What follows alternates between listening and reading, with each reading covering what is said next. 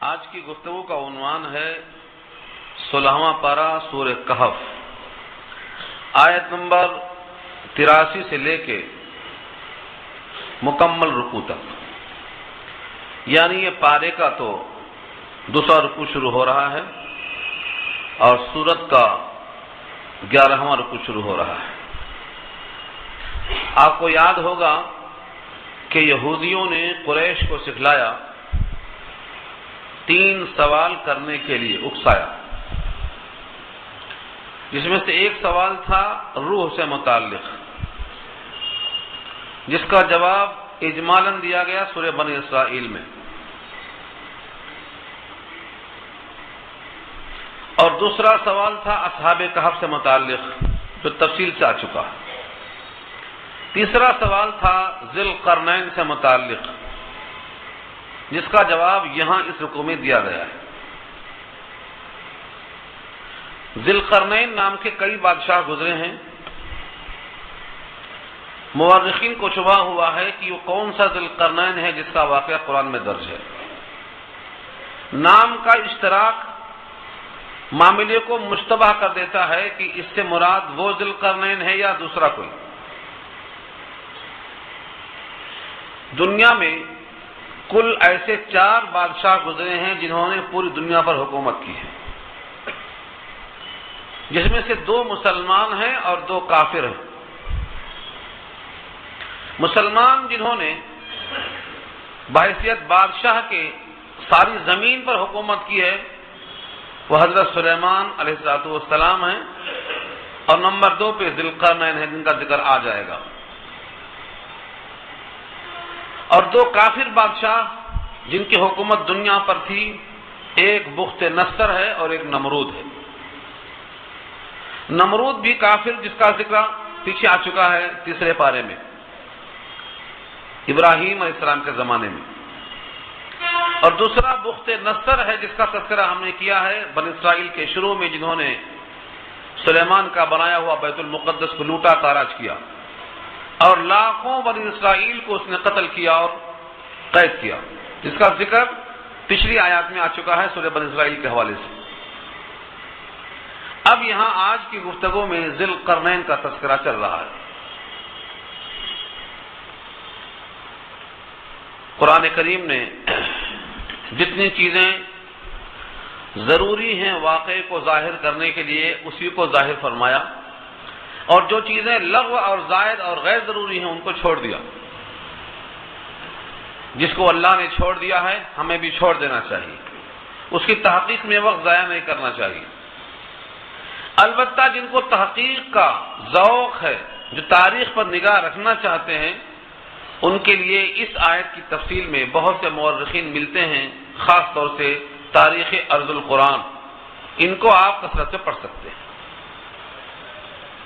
قرآن کریم کی ان آیتوں میں اس کو پیش کیا گیا ہے۔ سب سے پہلی گفتگو شروع ہوتی ہے کہ ان کو ذی القرنین کیوں کہا گیا، قرن اور قرنین کی وجہ تسمیہ کیا ہے۔ اتنی بات طے ہے کہ یہود کی نگاہ میں اور قریش مکہ کی نگاہ میں ذی القرنین اپنے نام سے مشہور تھا، لیکن لوگ حالات نہیں جانتے تھے، اسی لیے انہوں نے پوچھا کہ ذی القرنین کے بارے میں کیا رائے ہے، کون ہے ذی القرنین۔ تو یہ نہیں پوچھا گیا کہ کون سا ذی القرنین پوچھ رہے ہیں آپ، کس کی بات کر رہے ہیں آپ، کیونکہ دونوں سائل اور مسئول سب کے پاس یہ بات معروف تھی کہ ذی القرنین بادشاہ گزرا ہے۔ اس ذی القرنین کے حالات کو بتانے سے پہلے قرن کے معنی سینگ کے آتے ہیں۔ قرن سینگ کو کہا جاتا ہے، اور قرنین کے معنی 2 سینگ ہیں۔ بعض کہتے ہیں اس کی پیشانی پر دائیں اور بائیں 2 سینگیں تھیں، چاہے وہ پھوڑے کی شکل میں ہوں، بعض شاہین کا خیال یہ ہے کہ چوٹ کی شکل میں ہوں، کیونکہ بہت جنگجو تھا یہ، اور بعض کا خیال یہ ہے کہ یہاں قرن سے مراد اس کے گیسو ہیں جو 2 طرف بالوں کی لٹیں تھیں، اور تیسرا خیال یہ ہے کہ چونکہ اس نے مغرب سے لے کر مشرق تک کا پورا سفر کیا ہے اور مشرق اور مغرب اس دنیا کی دو لٹیں ہیں، اس واسطے اس کو ذی القرنین کہا گیا ہے، کیونکہ ذی کے معنی والا، جیسے عثمان غنی کو ذی النورین کہا گیا ہے، دو نور والا، ایک رقیہ اور ایک ام کلثوم، دو کے شوہر ہیں وہ، ایک کے بعد دیگرے۔ نبی صلی اللہ علیہ وسلم کی دو صاحبزادیوں سے ان کا نکاح ہوا ایک کے بعد دیگرے، تو وہ ذی القرنین ہیں کیونکہ ان کا حکومت کا زاویہ اس قرن سے اس قرن تک ہے۔ تو ذی القرنین کی وضاحت اس آیت میں خود آئی ہے، مغرب اور مشرق تک کی ان کے پاس حکومت تھی۔ یہاں مقصد یہ ہے کہ کفار قریش نے بطور امتحان اور آزمائش کے سوال کیا ہے، جب نبی کریم صلی اللہ علیہ وسلم جواب تفصیل سے دیں گے تو یہ واقعہ بیان کرنا آپ کے نبوت کی دلیل کے طور پر پیش ہوگا کہ جو نبی امی ہے، مکے سے باہر نہیں گئے ہیں، اتنا پرانا واقعہ اتنی تفصیل سے من و عن بیان کر دیا، تمہارے سوال کا تمہیں جواب مل گیا۔ اب مکہ کے مشرک ہوں یا مدینہ کے یہودی ہوں، ان کو نبی کی نبوت پر ماننے میں تعامل نہ ہونا چاہیے، اس لیے ان کے سوال کا جواب دیا جا رہا ہے، ورنہ قصہ کوئی مقصد نہیں ہے۔ پھر اس کے ضمن میں چھوٹی چھوٹی جگہوں سے کچھ مسائل سامنے آئیں گے کہ اللہ تعالیٰ نے انسانوں کو وسائل دیے ہیں، وسائل کے استعمال کا حکم دیا ہے، بندوں کا تحفظ سکھلایا ہے اور بندوں کو تحفظ کے لیے فکر مند ہونے کی جستجو سکھائی ہے۔ یہ سب باتیں ضمنی آئیں گی۔ وَيَسْأَلُونَكَ، اور آپ سے لوگ سوال کرتے ہیں، قریش مکہ سوال کرنے والے ہیں، یہود مدینہ سکھلانے والے ہیں۔ ان کے معنی سے، ان مطلق سے کے معنی میں نہیں آتا، من آتا ہے سے کے معنی میں، لیکن ان آتا ہے کسی چیز کے بارے میں، جیسے ان النبأ العظیم قیامت کے بارے میں، ان النعیم نعمتوں کے بارے میں، کسی چیز کے بارے میں جب سوال آئے گا تو وہاں لفظ ان استعمال ہوگا، یعنی عین نون زبر ان، اور ذی القرنین اس کا نام ہے۔ ذو القرنین جا کر ذی بن گیا ہے ان کی وجہ سے، زیر دیتا ہے۔ سوال کرتے ہیں آپ سے ذی القرنین کا حال پوچھتے ہوئے، قل آپ کہہ دیجئے اے نبی صلی اللہ علیہ وسلم، سأتلو میں جو سین زبر سا ہے یہ ان قریب کے معنی میں ہے، اور اتلو تلاوت کرنا، صیغہ واحد متکلم ہے، تلا یتلو اس کا مادہ ہے، میں ابھی ابھی تلاوت کرتا ہوں، نہیں ابھی ابھی بیان کرتا ہوں۔ تو جو مستقبل کے معنی اتلو میں ہیں، مستقبل قریب کے واسطے سین لگا دی گئی، سأتلو میں ان قریب اب بیان کرتا ہوں، علیکم تمہارے اوپر، منہ ذکرہ اس میں سے کچھ بطور ذکر کے، یہ بھی ہو سکتا تھا سأتلو علیکم ذکرہ، لیکن منہ استعمال کیا رب کریم نے، اور لفظ من آتا ہے تبعیض کے لیے، یعنی پورا واقعہ بیان نہیں کروں گا، پورے واقعے میں سے جو تمہارا مطلوبہ سوال ہے اس کا وہ حصہ پیش کیا جائے گا، یہ لفظ من سے نکلتا ہے، منہ اس میں سے، جہاں جہاں کوئی واقعہ پیش کیا گیا ہے اس میں جو حصہ کسی طرح سے سبق آموز بن سکتا ہے اسی کو سنایا گیا، تو یہ منہ سے اشارہ ہے۔ علیکم منہ ذکرہ، بطور ذکر کے اس میں سے تھوڑا سا میں تم پر بیان کروں گا، ایک تو منہ من تبعیض کے لیے، اور دوسرا ذکرن میں جو دو زبر ہے تنوین برائے نکرہ، کسی طرح سے تھوڑا تذکرہ، پورا تذکرہ نہیں ہو سکتا ہے، کیونکہ اس کتاب مبین میں جو اصول بتائے گئے ہیں، ضابطے، یہ کتاب جزئیات کی کتاب نہیں ہے، اصول کی کتاب ہے، لہذا ہر وہ جز جو ضرورت کا ہے وہ پیش کیا جائے گا، بقیہ چھوڑ دیا جائے گا۔ تو منہ ذکرن بطور تذکرہ کے تھوڑا سا اس میں سے کچھ پیش کیا جائے گا۔ انا مکننا لہو فی الارض، انا بے شک ہم نے، مکننا تمکن بخشا، تمکن کے معنی اقتدار، زمین میں ہم نے اس کو جماؤ اور ٹکاؤ عطا فرمایا، یہ تمکن کا ترجمہ ہے مکننا سے۔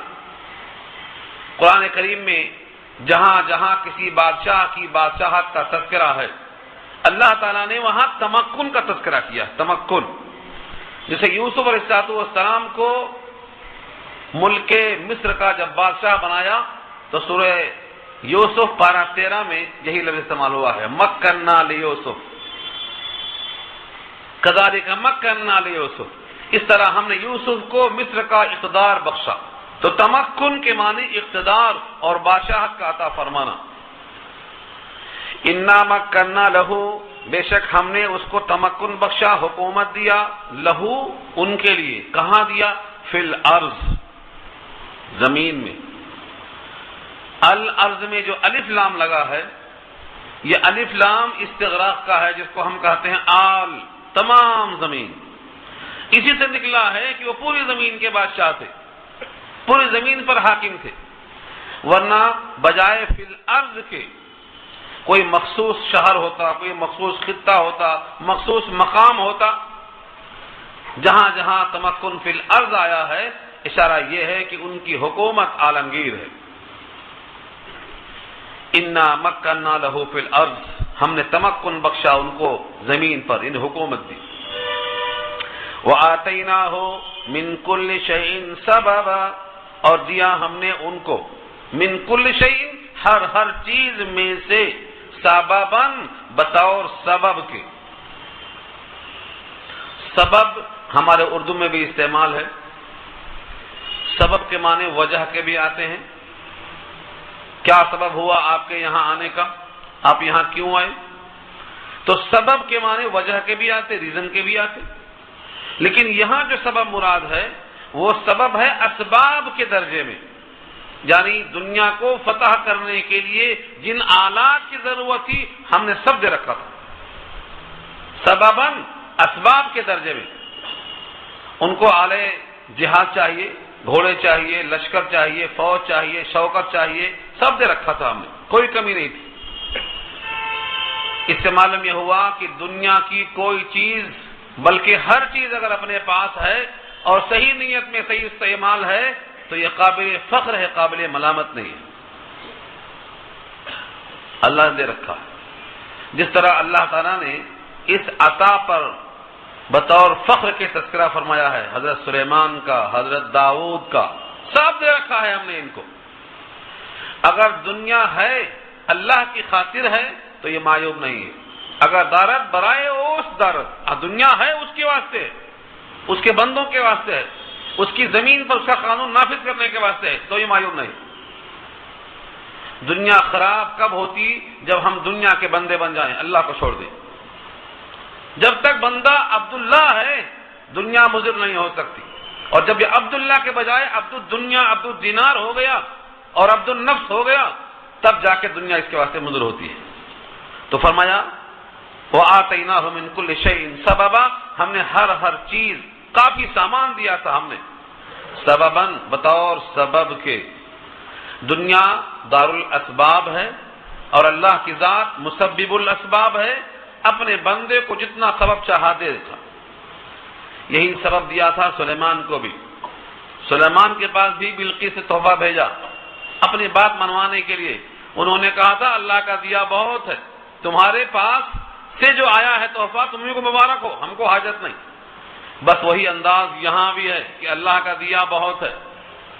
ہاں، عددی قوت، فردی قوت، بطور محنت مزدوری کے افراد کی یہ قوت ہمیں درکار ہے، تم لوگ اپنا کام کاج میں شریک کر لو، یہ ہو سکتا ہے۔ تو عددی قوت تو چاہیے، لیکن مالی قوت اللہ کی دی ہوئی بہت ہے۔ اس طرح سے اللہ رب العزت نے ان کو ہر چیز دے رکھی تھی۔ اتنا دینے کے باوجود بھی وہ سفر پہ نکلتے ہیں جنگ کے ارادے سے۔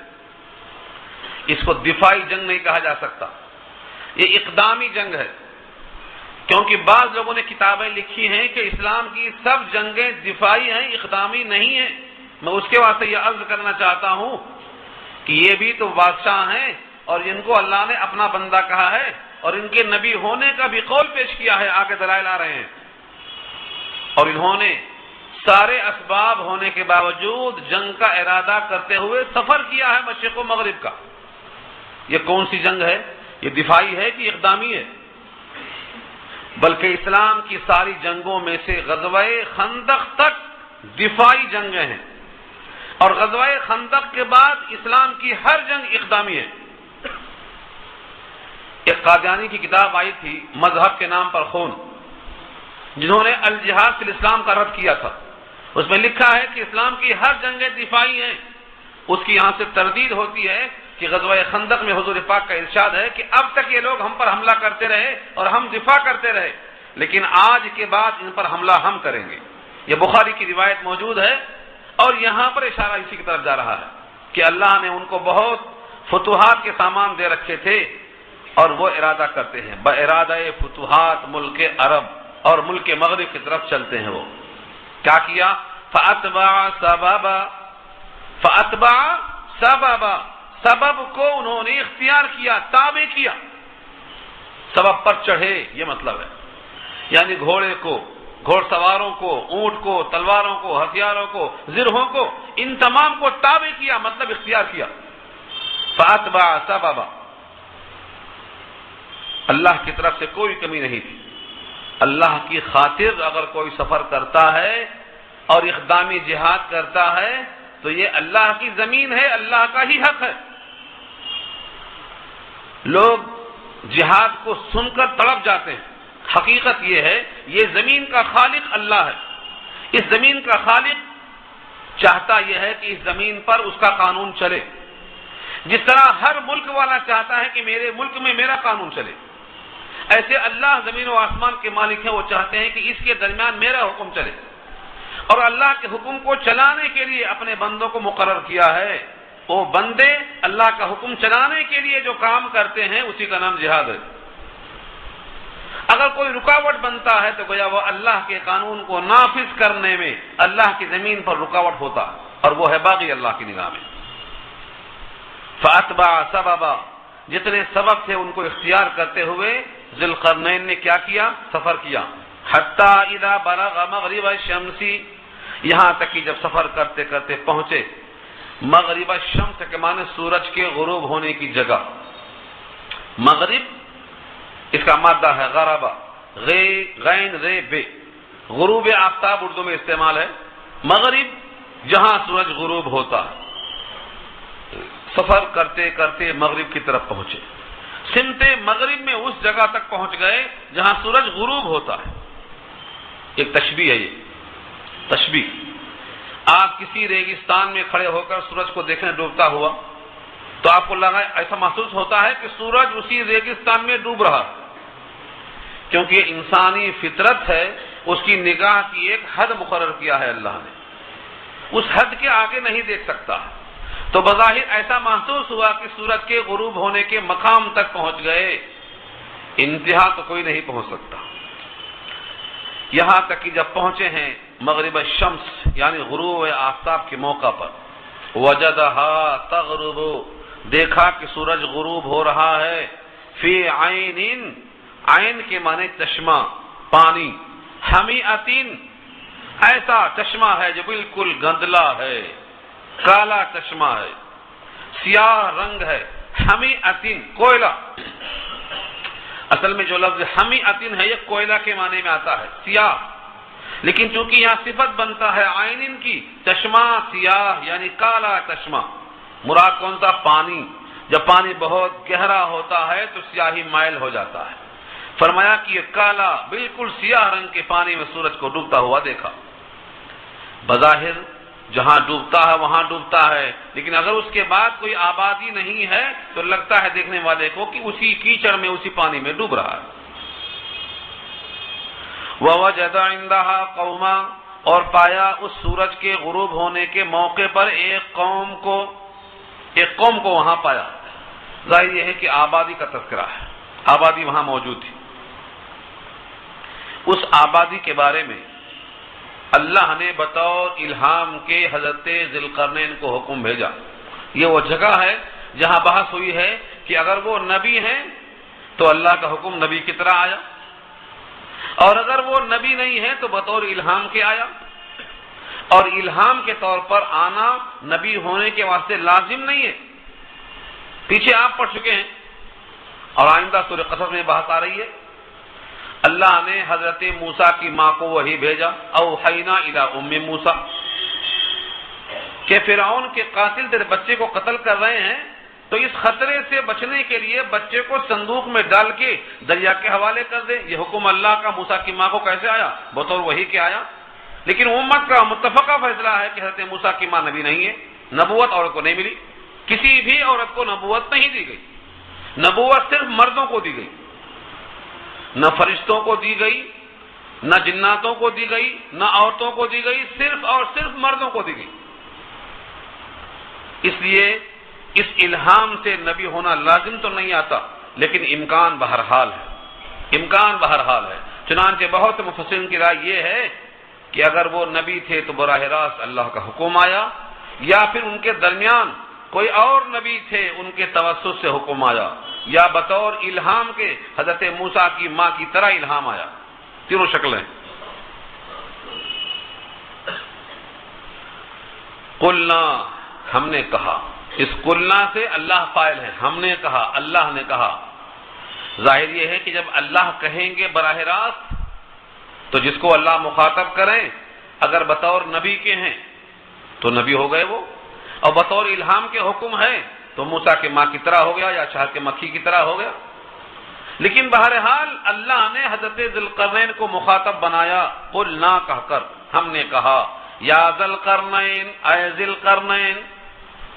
وہاں دیکھو ذی القرنین تھا ان کی وجہ سے، اور یہاں یا کی وجہ سے بجائے ذی کے ذل ہو گیا، کیونکہ یا کا مخاطب منادا ہمیشہ مفتوح ہوتا ہے، زبر والا ہوتا ہے۔ یا ذی القرنین، اے قرنین، اے ذی القرنین۔ آپ کے لیے اس قوم کے ساتھ سلوک کرنے میں دو حال سے خالی نہیں، یہ تو یا تو ان کو عذاب دے دو ان کے کفر کی وجہ سے، اور یا تو انہیں اللہ کا پیغام پہنچا دو، ماننا ہے تو مانیں گے اور نہ مانیں گے تو اب سزا دو، یعنی دعوت دین دے کر سزا دو یہ بھی اختیار میں ہے، اور دعوت دیے بغیر سزا دو یہ بھی اختیار میں ہے۔ یہاں پر تھوڑی سی بحث یہ ہے کہ کسی قوم کو بلا دعوت الی اللہ دیے ہوئے سزا دینے کا حکم کیوں آیا، جبکہ قرآن کریم میں وصول ہے کہ ہم کسی قوم کو عذاب نہیں دیتے جب تک کوئی رسول اور قاصد نہیں بھیج دیتے، حتی نبعث رسولا، جب تک رسول ہم نہ بھیج دیں ہم کسی قوم کو عذاب نہیں دیتے۔ یہ امت محمدیہ کے لیے وصول ہے، یا سابقہ امتوں کے لیے بھی یہی تھا۔ ہو سکتا ہے اس قوم کے پاس پہلے پیغام بھیجا ہو اور اس قوم نے انکار کیا ہو، اس لیے حضرت ذی القرنین کو اللہ کا حکم آیا کہ اب تم پہنچ کر براہ راست ان کو عذاب دو۔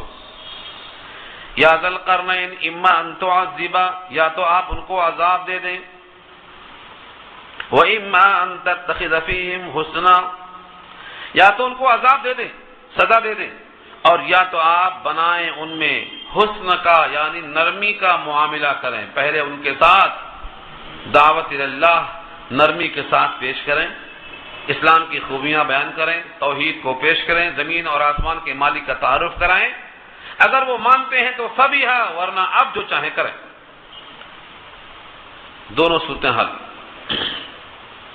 حضرت ذی القرنین صاف صاف پیغام دیتے ہیں، قال، فرمایا، اما من ظلم فسوف نعذبہ، بہرحال جن لوگوں نے ظلم کیا ہے میں تو عنقریب ان کو عذاب ضرور دوں گا۔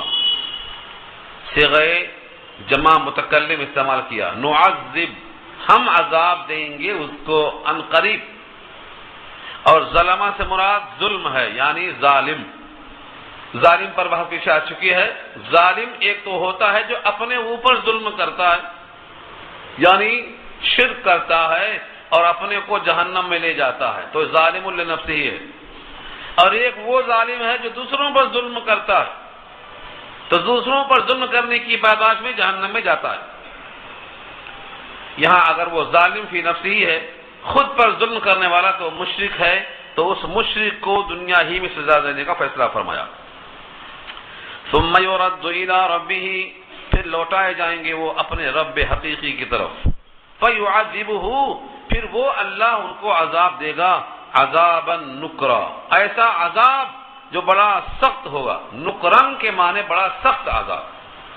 ظاہر یہ ہے کہ دوزخ کا عذاب انتہائی سخت ہوگا، اس سے زیادہ سخت عذاب ہو ہی نہیں سکتا، اس کے لیے عذابا نکرا اس کی صفت لائی۔ وَأَمَّا مَنْ آمَنَ، وعمل صالحا، اور بہرحال جو شخص ایمان لے آوے گا، وعمل صالحا، اور اچھے کام کرے گا یعنی آخرت کے کام کرے گا، فلہ جزاء الحسنى، تو اس کے لیے بدلہ ہے عمدہ۔ جزا کہتے ہیں بدلہ کو، اور الحسنى حسین سے مؤنث ہے، بہترین بدلہ، بہترین جزا۔ اس لیے جو مومن ہوگا اور عمل صالح اختیار کرے گا اس کے لیے ہم کیا کریں گے؟ بہترین قسم کا بدلہ دیں گے، اور آخرت میں بہترین بدلہ ملے گا جنت کی شکل میں۔ اللہ کی ضیافت ہوگی، اللہ کے گھر میں داخلہ ہوگا، اللہ استقبال فرمائیں گے، اللہ نے ان کے واسطے نزل دسترخوان تیار کر رکھا ہے۔ وَسَنَقُولُ لَهُ مِنْ أَمْرِنَا يُسْرًا، اور ان قریب ہم کہیں گے ان کے لیے ہمارے معاملے میں سے بہت آسان اور نرم بات۔ یسر یا سین رے کے معنی نرم بات، بہت آسانی کی بات کریں گے۔ رب العزت بھی ان سے بڑی نرم گفتگو فرمائیں گے، محبت کی، شفقت کی، پیار کی، کیونکہ جو صاحب ایمان ہے اور عمل صالح سے آراستہ ہے وہ استقبال کے قابل ہے اللہ کی نگاہ میں۔ یہ ایک سفر ہوا، ایک سفر کدھر ہوا؟ سمت مغرب میں، جہاں سورج غروب ہوتا ہے۔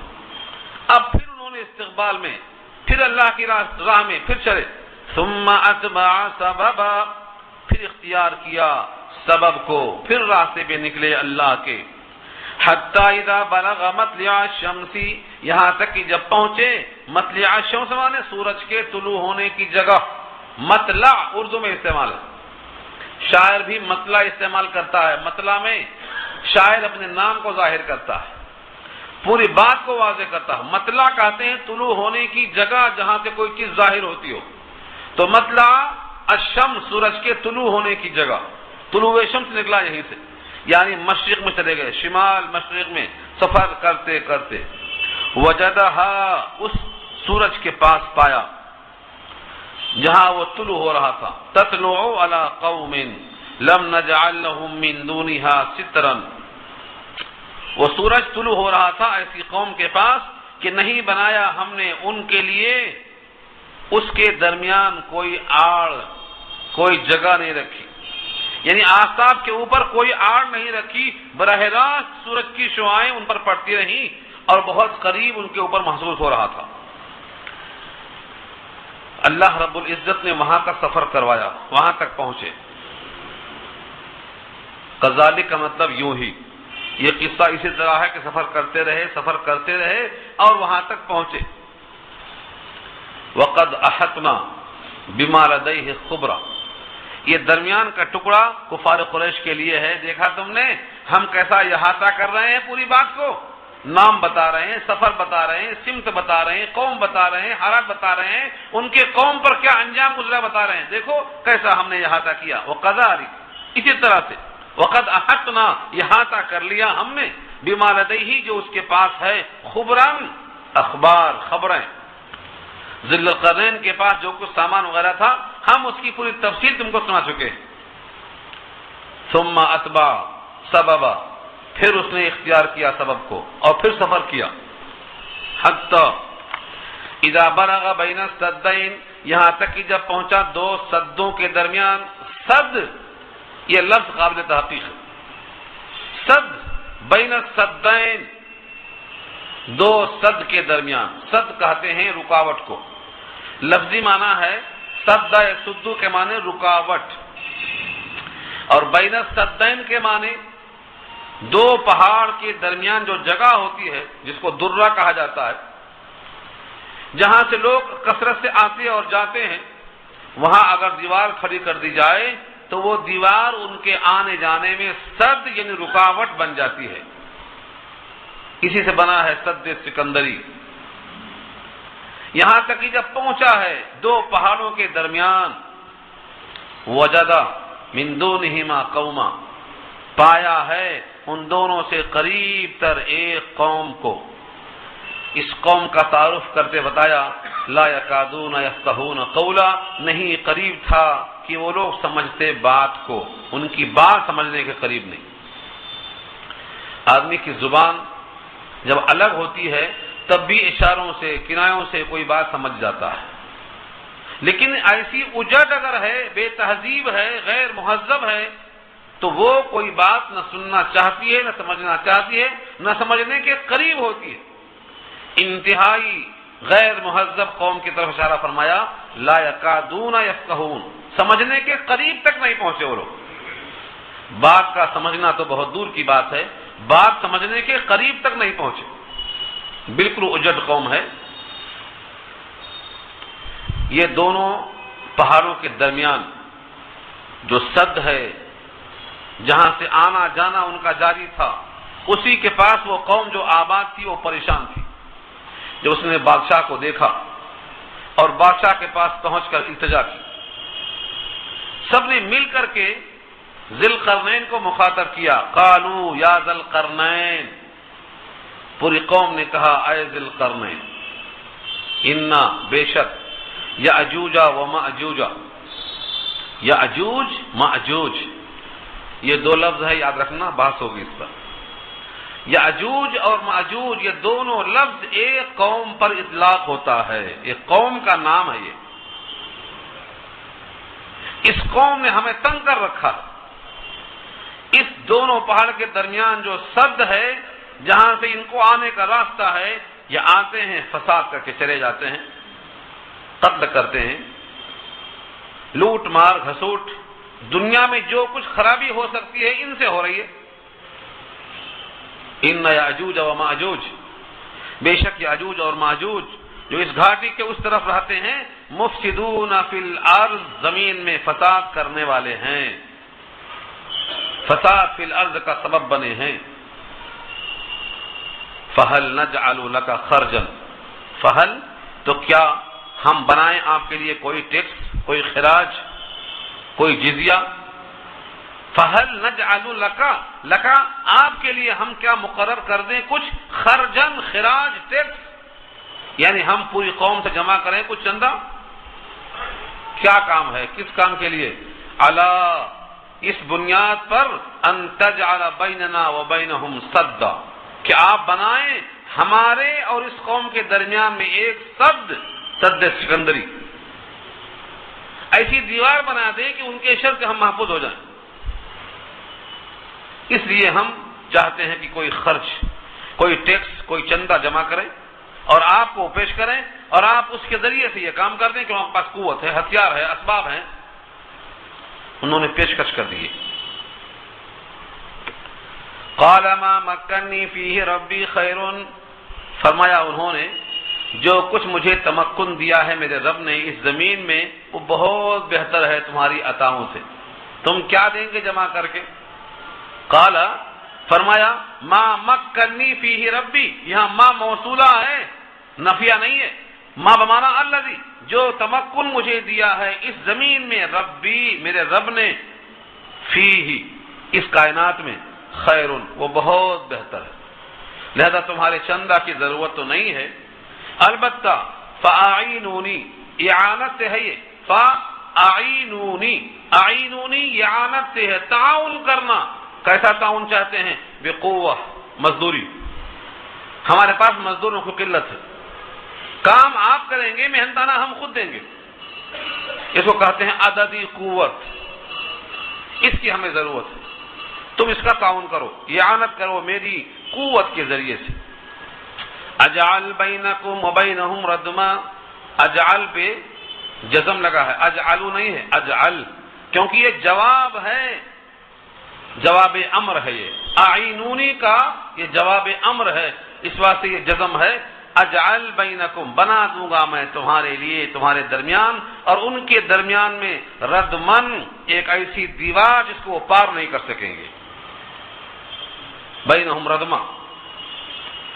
انہوں نے خواہش کیا تھا صد کی، صد کہتے ہیں مطلق رکاوٹ، اور ردمن کہتے ہیں ایسی دیوار جو ناقابل تسخیر بن جائے، خوب مضبوط دیوار بنا دوں گا۔ اس کے لیے کیا کرو؟ آتونی، میرے پاس لے آؤ، زبر الحدید، حدید کہتے ہیں لوہے کو، الحدید خاص قسم کا بہترین لوہا، بڑی بڑی چوڑی چوڑی اس کی، تاکہ اس کو جمانے میں آسانی ہو۔ زبر تختے، جیسے لکڑی کے فرے ہوتے ایسے ہی لوہے کے بڑے بڑے تختے بنائے جاتے ہیں. تو آتونی زبر الحدید، لوہے کی بڑی بڑی چادریں میرے پاس تم لے آؤ.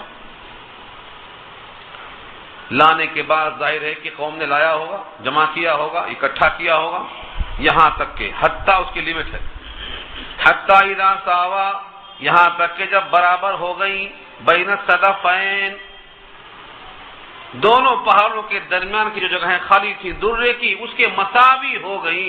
یہ ہے ساوا کا ترجمہ. ساوا کے معنی مساوی، برابر ہو گئی. اس پہاڑ کے بیچ کی جو جگہیں تھی پوری کی پوری پر ہو گئی. ساوا مساوی ہو گئی. بین الصدفین، دونوں پہاڑوں کے درمیان کا خلا پر ہو گیا. قالا، تو حکم دیا بادشاہ نے، انفخو، اب پھونکو، دھونکو اس کو، آگ کو جلا کر خوب گرم کرو. نفخہ کے معنی آتے ہیں پھونک دینا. جیسے آپ بھٹی کبھی دیکھتے ہیں، لوہے کو پگھلانے والا لوہے کو اتنا گرم کرتا ہے کہ وہ پانی کی طرح پگھلنے والا بن جائے. اب تو لوہے کا زنگ نکالنے کے واسطے بھٹیاں ہیں لوہے کی. ہمارے ایک دوست کی بھٹی بھی وہاں تھی بال نگر میں. رات میں 11 بجے دکھانے لے گئے، لگ رہا تھا کہ جہنم میں دیکھنے آ گئے ہیں. ہر طرف آگ آگ آگ اور وحشتناک آواز. پکڑ کے ہاتھ چل رہے ہیں تب بھی ہیبت طاری ہے، لگتا ہے آج آخری دن آ گیا. پانی کی طرح ابل رہا ہے، وہ پانی کی طرح ابل رہا ہے جوش مارتا ہوا. اس کے اطراف میں پانی ہے اور بیچ میں وہ پانی ہے جس کو ہم لوہا کہتے ہیں، اس کو ٹھنڈا کرنے کے لیے، ورنہ یہ بھٹی ہی جل جاتی. کیونکہ بھٹی اور وہ جس میں رکا ہوا ہے پیالہ، وہ خود تو اسی کا ہے نا، لوہے کا ہے، پگھل جاتا وہ. تو اس کو ٹھنڈا کرنے کے لیے اطراف سے پانی میں مسلسل جا رہا ہے پانی. اتنا اس کو پگھلایا کہ بالکل آگ بن گیا. حتی اذا جعلہ نارا، نارا مانے آگ. اتنا دھوکا کہ اس کو بنا کر کے بالکل آگ کا انگارہ کر دیا. قال آتونی، اب انہوں نے کہا لاؤ میرے پاس، اب افرغ علیہ قطرہ. قطر کہتے ہیں پگھلا ہوا تانبا. پگھلا ہوا تانبا لاؤ تاکہ اس کے اوپر سے اس کو اڈیل دیا جائے. ظاہر بات ہے کہ اتنا بولنے میں تو آسان ہے، لیکن سالوں میں، مہینوں میں اتنا کام ہوا ہوگا کہ اتنی اونچی دیوار لوہوں سے بنائی جائے، پھر لوہے کو گرم کر کے اس کو آگ بنایا جائے، پھر تارکول یا تانبا پگھلا ہوا اس کے اوپر سے ڈالنے کے لیے کتنی مشینیں درکار ہوں گی. ان تمام کو استعمال کرتے ہوئے اس کے اوپر گرم پگھلا ہوا تانبا ڈالا گیا. اب پورے کے پورے وہ ایک دیوار بن گئی، جسد واحد کی طرح ایک جسم بن گیا. پہلے لوہے کے ٹکڑے تھے، گرمانے سے مل گئے اور اوپر سے تانبا ڈالنے سے پورے کے پورے ایسا بن گئے کہ دیوار مضبوط ہو گئی. اب ادھر والے ادھر آ نہیں سکتے. یہ اللہ کی قدرت ہے. اس دیوار کا نام کیا ہے؟ سد سکندری ہے. اس میں کچھ چیزیں ابھی میں چھوڑ رہا ہوں، آخر میں لاؤں گا انشاءاللہ. یہاں تک کہ جب تارکول یعنی پگھلا ہوا تانبا اس کے اوپر ڈال دیا، کتنا میں نے پگھلا ہوا تانبا، اب واضح پیغام دیا، فمستطاعوا ان یظہروا، اب ان میں طاقت نہیں. فمستطاعوا ما نافیہ ہے، استطاعوا استطاعت سے ہے، اب ان کو استطاعت نہیں، قدرت نہیں، طاقت نہیں. ان یظہروہ کہ اس کے اوپر چڑھ جائیں، پھسل جائیں گے. یہ ان میں کوئی چیز ایسی نہیں ہے جو چڑھ سکے. وَمَسْتَاعُوا لَهُ نَقْبًا، اور ان میں طاقت نہیں ہے کہ اس میں سوراخ کر دیں، نقب لگائیں. نقب اردو میں استعمال ہے، اور نقاب کو بھی نقاب اسی واسطے کہتے ہیں کہ اس میں ایک حصہ ہے جس میں سوراخ کر کے آنکھوں سے نظر آتا ہے، اس کو نقب اسی واسطے کہتا ہے. چور جب دیوار میں سوراخ کر کے اندر آتا ہے وہ بھی نقب کہلاتا ہے. اور نقب یہاں وہی مراد ہے کہ دیوار اتنی مضبوط ہے کہ اس کے اوپر چڑھنا یا اس کے اندر سوراخ کرنا یہ ان کے بس کی بات نہیں ہے. اب یہاں میں رک کر پھر پیچھے چلتا ہوں تاکہ پیچھے سے آپ کو لا سکوں کہ یہ دیوار اور یہ بنانے والے اور یہ قوم ان کے حالات پر تھوڑی نگاہ ڈالیں. قرآن کریم نے جس چیز کو چھوڑ دیا ہے اس کو ہم بھی چھوڑیں گے، لیکن جو حصہ احادیث میں آیا ہے جس کی وضاحت آئی ہے کہ یہ قوم جس کا نام یاجوج ماجوج ہے، یہ حضرت نوح علیہ السلام کے ایک بیٹے تھے، یافس ابن نوح. یافس کے خاندان سے تھی یہ قوم. گویا نوح کے خاندان میں سے یہ بھی جو کشتی میں سوار تھے ان میں سے ایک بیٹا یافس جس کے ذریعے سے یہ پوری قوم پیدا ہوئی ہے۔ وہ یاجوج اور ماجوج جو دیوار کے اس طرف بند ہیں، یہ کب نکلیں گے؟ قیامت سے قریب نکلیں گے، ابھی وہ بند ہے۔ کائنات کے لوگ جو سیاحین ہیں، اہل یورپ، یہ کہتے ہیں ہم نے ساری کائنات چھان مارا، ایسی کوئی دیوار نظر نہیں آ رہی۔ اللہ کی رحمت اور اللہ کی قدرت ایسی ہے کہ دنیا والوں کی نگاہ وہاں تک نہیں پہنچ سکتی ہے۔ یہی دیکھ لو، اللہ کی قدرت اور نبی صلی اللہ علیہ وسلم کی طرف سے اس امت پر رحمت یہ ہے کہ یہ قوم انشاءاللہ نہیں کہہ پا رہی ہے۔ یہ روزانہ اس دیوار کو چاٹتے ہیں اور چاٹ کر اس کو نکل کر یہاں آنے کے لیے بےتاب ہیں۔ روزانہ کوشش کرتے ہیں، تھوڑا بچتا ہے، تھوڑا سا چاٹ کر کہ اب ادھر نظر آ رہا ہے تو بولتے ہیں اب کل چلے جائیں گے، آپ چھوڑ دو، بس ہے۔ اللہ کی قدرت سے وہ دیوار پھر ویسے ہی ہو جا رہی ہے۔ روزانہ یہ کوشش کر رہے ہیں لیکن وہ دیوار پھر ویسے ہی ہو جا رہی ہے۔ اللہ کی طرف سے ان کے دل میں یہ نہیں آ رہا ہے کہ مسلسل کوشش کرو اور کل پہ مت ٹرخاؤ، آج ہی کر دو۔ یہ آج ہی ان کے دل میں کیوں نہیں آ رہا ہے؟ کیونکہ دل اللہ کے قبضے میں ہے۔ نہ ان کو اوپر چڑھنے کی بات آتی ہے، آخر چڑھ کر جب اس کے اوپر تانبا ڈالا گیا ہے، وہ بھی تو انسان تھے، اور ان کی بھی طاقت مسلم ہے، جیسا بھی سنیں گے آپ۔ ان کی تعداد اتنی ہے کہ ہم میں سے ایک اور ان کا 10، اتنا ہے ان کی تعداد۔ یعنی عددی قوت تو چھوڑو، افرادی قوت کا عالم یہ ہے کہ ان کا 10 آدمی اور ہمارا 1 آدمی، اتنے آدمی ہیں وہ۔ اسی واسطے جب اللہ تعالیٰ محشر کے میدان میں پوچھیں گے اے آدم اپنے اولاد میں سے جہنم کا حصہ نکال دو، حضرت آدم پوچھیں گے یا اللہ کتنے نکالوں؟ تو فرمائیں گے رب کریم 1000 میں سے 999 جہنم کے واسطے نکال دو۔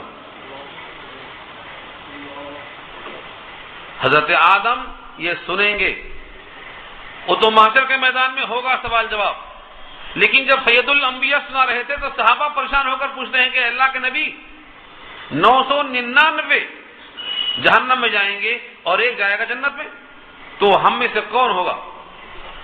آقا فرماتے ہیں گھبراؤ نہیں، 999 یاجوج ماجوج میں سے ہوں گے، وہ 1000 میں سے تم ہوں گے۔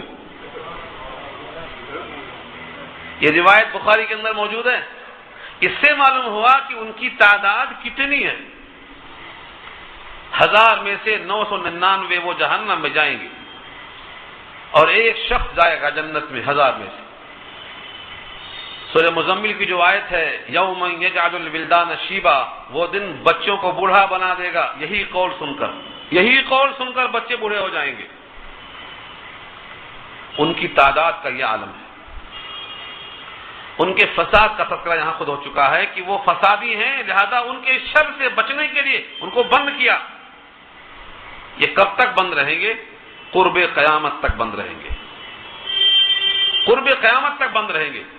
اور اللہ کا یہ وعدہ ہے، حضرت مسیح علیہ السلام آئیں گے اور اس سے پہلے مہدی آئیں گے۔ مہدی اور مسیح کا زمانہ جو مشترک ہوگا وہ 5 یا 7 سال کا ہوگا۔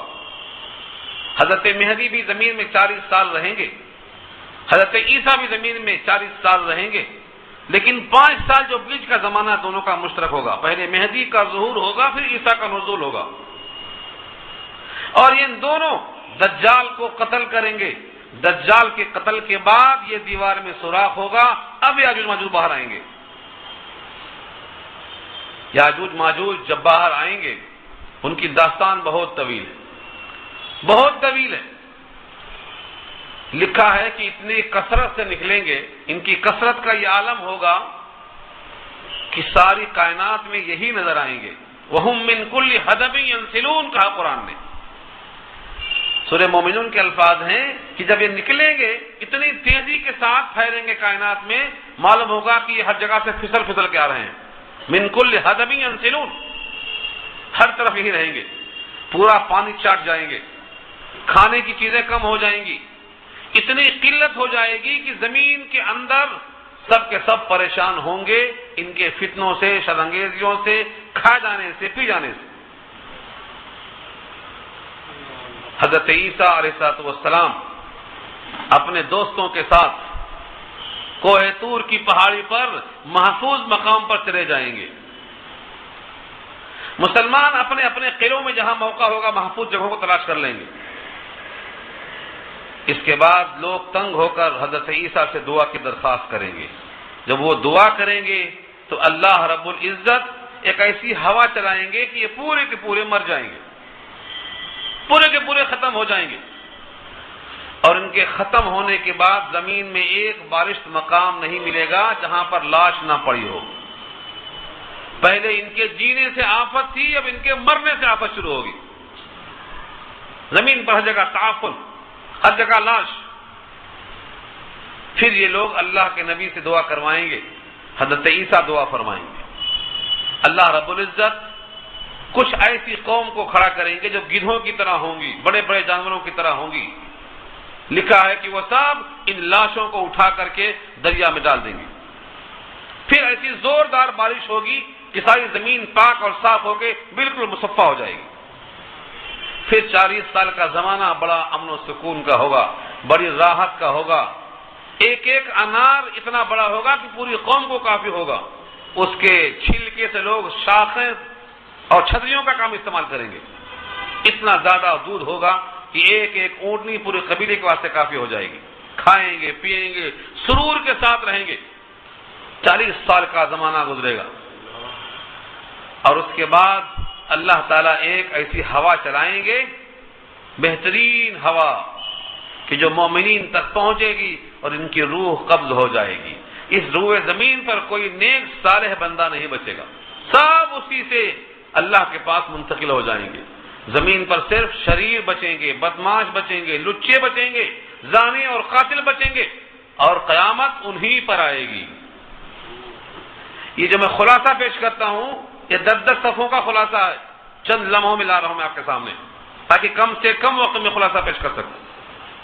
تو یاجوج ماجوج آج بھی موجود ہے، اس کی دلیل قرآن کریم کا یہ جملہ ہے جو آگے آ رہا ہے۔ قال هذا رحمت من ربی، کہا یہ تو رب ہے، رب کی رحمت ہے، یہ دیوار کو سوراخ نہیں کر سکیں گے، دیوار پر چڑھنا ان کے دل میں نہیں آ رہا، یہ رب کی رحمت ہے، ورنہ اگر دل میں آ گیا کہ سوراخ کر دو تو سوراخ کر سکتے ہو۔ یہ بطور معجزہ کے نہیں ہے، بطور اللہ کی قدرت کے۔ جیسے ایک مثال دوں، حضرت موسیٰ علیہ السلام کی قوم بنی اسرائیل کو اللہ نے مقام تیہ میں اوپن جیل بنا کر چھوڑ دیا تھا، اوپن جیل۔ 6 لاکھ آدمی 40 سال تک کھلے میدان میں قید تھے۔ کہیں گئے وہ؟ گزرا ہوا ریکارڈ ہے تو بنی اسرائیل کا۔ مقامی تیہ جو اردن کے فلسطین کے قریب میں ہے، اس میں 6 لاکھ آدمی کتنے سال؟ 40 سال تک اپنے گھروں کو جانے پر قادر نہیں۔ کوئی دیوار نہیں تھی، یہاں تو دیوار بھی موجود ہے۔ تو جب اللہ چاہتے ہیں تو ایسا قید کر دیتے ہیں، باہر نکلنے کی تاب نہیں، نہ یہ چاٹ کے نکل سکیں گے، نہ اوپر چڑھ سکیں گے، بند۔ فما قال هذا رحمت من ربی، فرمایا یہ تو رحمت ہے میرے رب کی۔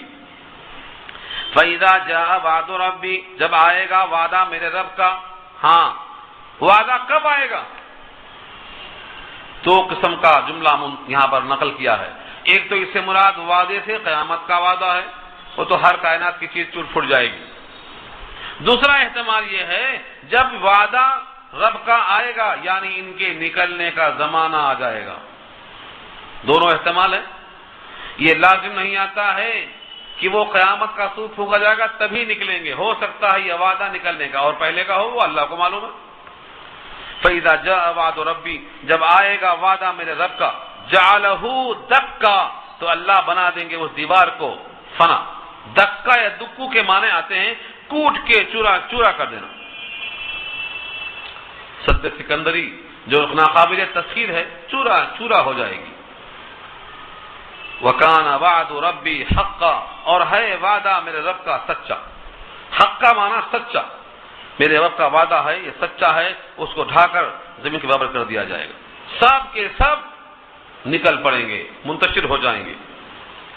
وَتَرَكْنَا بَعْضَهُمْ يَوْمَئِذٍ يَمُوجُ فِي بَعْضٍ، اور چھوڑ دیا ہم نے ان میں سے بعض کو اس دن کہ گڈ مڈ ہو جائیں گے۔ یموج، موج کہتے ہیں پانی کی لہروں کو، تھپیڑوں کو۔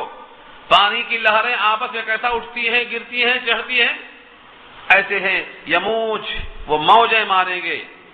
بعضهم فی بعض کے معنی بعض میں بعض گھس جائیں گے۔ ساری کائنات میں تموج ہوگا، جس طرح سے سونامی کا تموج آیا تھا پانی کا، ایسے انسانوں کا تموج ہوگا۔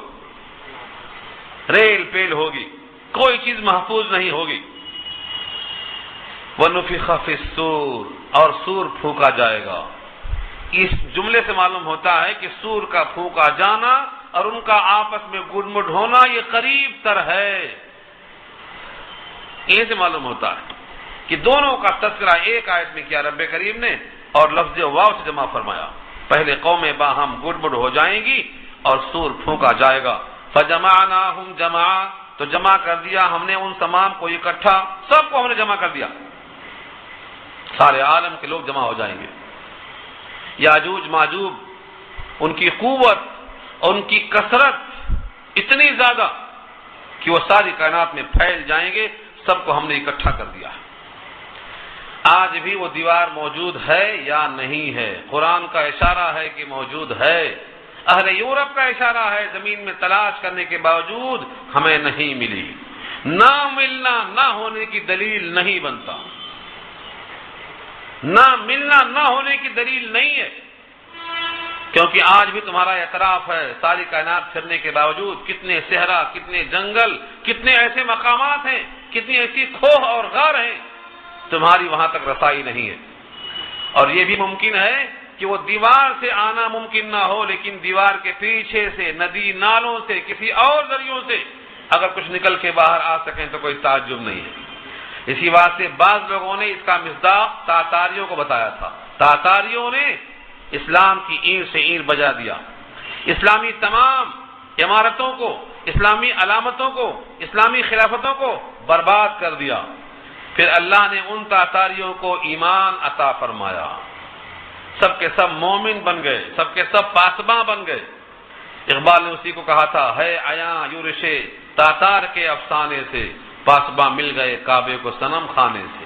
بعض نے کہا ہے کہ یہ ان کی قوم کا کچھ حصہ تھا جو باہر رہ گیا تھا۔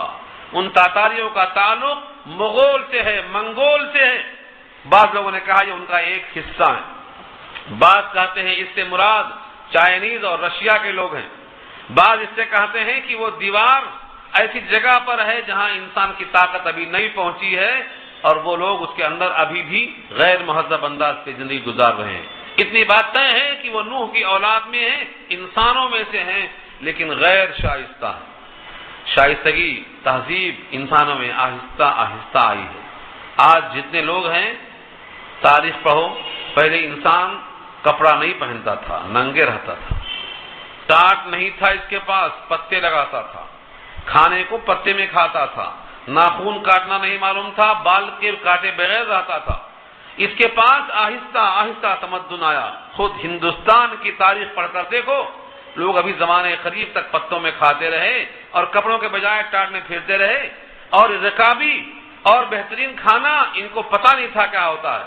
تو آہستہ آہستہ اسلامی تہذیب آئی، یہ لوگ مہذب بنے، لیکن ان تک تہذیب نہیں پہنچی ہے، ویسے ہی باقی ہے وہ۔ یہ سب کے سب جب نکلیں گے تو کائنات میں پھیل جائیں گے، تموج ہوگا، سب کو اللہ تعالیٰ جمع فرمائیں گے، سور پھونکا جائے گا، یہ سب کے سب مر جائیں گے، کھپ جائیں گے۔ اس موقع پر جہنم پیش کر دی جائے گی، وَعَرَضْنَا جَهَنَّمَ، اور پیش کیا ہم نے دوزخ کو، یومئذ اس دن، للکافرین کافروں کے حق میں، عرضاً بالکل سامنے۔ جن کی آنکھوں میں آج ڈھکن ہے، آنکھوں سے قیامت نظر نہیں آتی، ان کے لیے کہا گیا ہے الذین کانت اعینہم فی غطاء عن ذکری، وہ لوگ کہ ان کی آنکھیں پردے میں ہیں یا آنکھوں پر پردہ ہے، عن ذکری میری یاد سے، میرے قرآن سے، میرے دین حق سے، وَكَانُوا لَا يَسْتَطِيعُونَ سَمْعًا، اور وہ سننے کی طاقت نہیں رکھتے، حق کو سننے نہیں جاتے۔